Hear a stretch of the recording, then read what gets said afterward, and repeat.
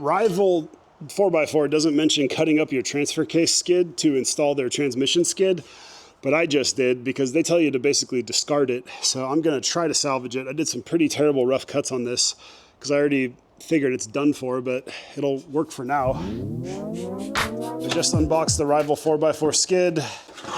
It's 1/4 inch aluminum. It's pretty huge, it's pretty awesome. I'm just looking at the parts listing. It wants you to do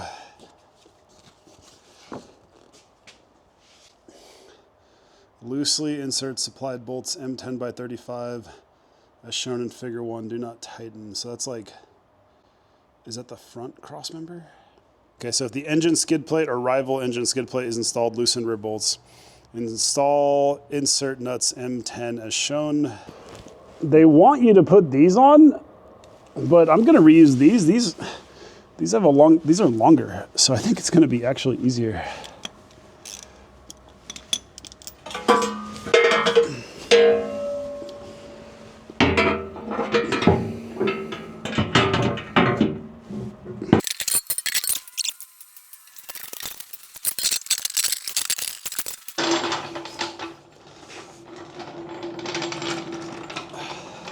I'm just jacking up the rig right here, so it's a lot easier to get in and out from underneath and also have a little more clearance for myself.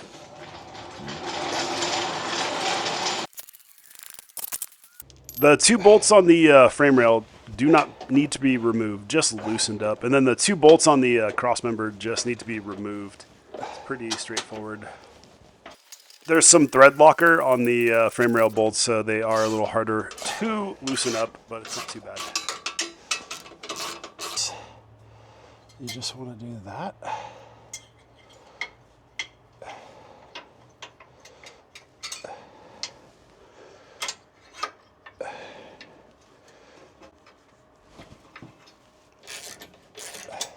Oh, I got it in the wrong way. I'm doing a mock-up here on the transmission skid, and I realized that the 2 little mounts that kick off the cross member need to face backwards, not forwards. And then also realized that the transfer case skid does not clear, so I did end up removing the T-case skid just to get the mock-up dialed in. Okay, so these little brackets go backwards, I guess. I didn't realize that. I thought they went like forwards. Okay. Kind of funky. Okay, so that T-case skid might have to come off. Okay, super weird. I thought this had to go forward. So you can't run the factory T-case skid with this. Okay, so that's kind of eye-opening. You can't run the factory T-case skid with this. Let me mark it. Probably notch it. Maybe. I don't know. Maybe not though. Like notch it to here. Cut all that out. If you cut that out, will it fit up there? Maybe? Oh wow. Super goofy. Not.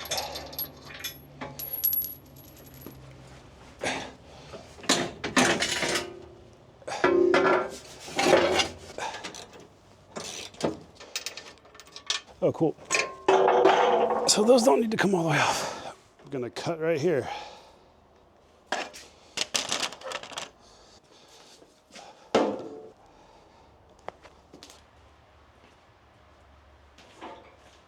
I figured at this point the T-case skid was a total loss, so I might as well hack it up and get it to fit temporarily. I might just order the Rival 4x4 skid. Rival 4x4 doesn't mention cutting up your transfer case skid to install their transmission skid, but I just did because they tell you to basically discard it. So I'm gonna try to salvage it. I did some pretty terrible rough cuts on this because I already figured it's done for, but it'll work for now.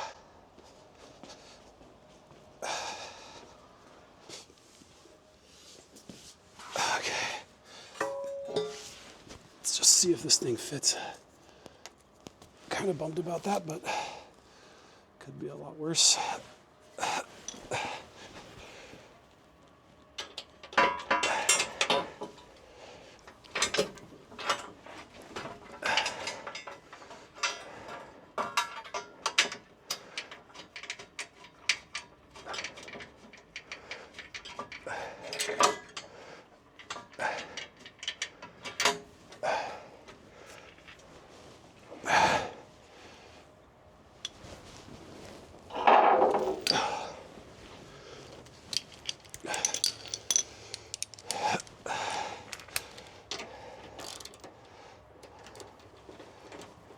I hope what I figured out here will at least save someone else some time and some head scratching while they try to figure out why their transfer case skid doesn't fit anymore.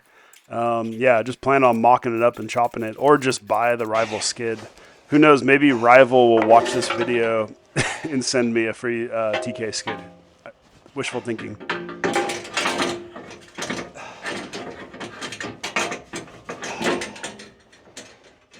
Since it's aluminum, it's not too hard to manhandle, but it is awkward laying under the rig, and it's pretty cold out, and you know, you're trying to slide it into those notches to get in there. So our passenger side crossmember had the factory threaded hole, so we used their 19 mil bolt, but if you don't have the threaded hole, you have to fish another one of those little chingas through like we did on the other side. You'll be using a 17 millimeter head bolt.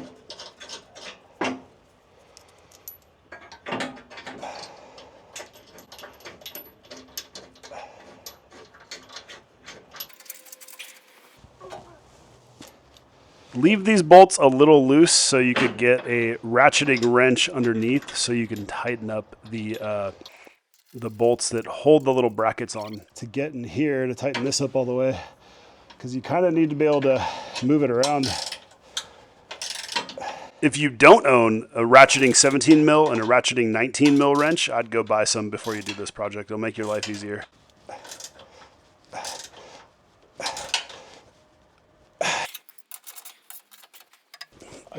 I probably could have cut this a little bit further back, but you know, next time I guess maybe I will have to rethink skid plates for the T-case going forward. Maybe order the Rival skid. This is gonna bend like crazy, but it's better than having nothing right there. Oh God, almost. Oh yeah, once it's tightened all the way, you can't get to it anymore. Wow, I think this one's a little easier to get to. I think I can still get to it. Nope. Okay, let's drop this down. Don't do what I did. Just leave both sides loose until you get everything dialed in. I thought I was good. I thought the passenger side would clear, but it doesn't. So there you go. Oh, God.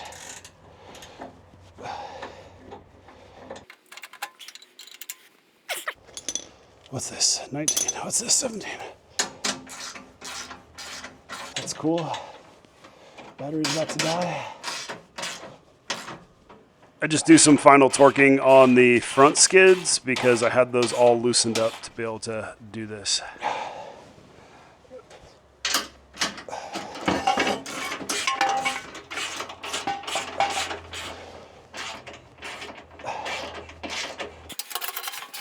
Transmission skids on there.